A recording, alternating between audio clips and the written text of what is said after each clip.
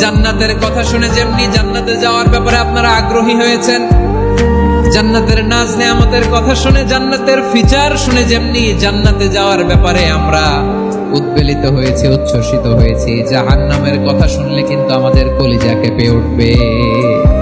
কিভাবে বিশ্বনবী পোট্রে করলেন? বিশ্বনবী বলেন, নারুকুম হাদিহিল্লাতি ইউকিদু ইবনু আদম জুজউন মিন 70 জুজআন মিন হাররি জাহান্নাম।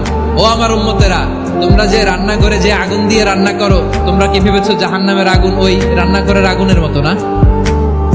জাহান্নামের আগুনকে আল্লাহ নাম দিয়েছেন নারুল্লাহ।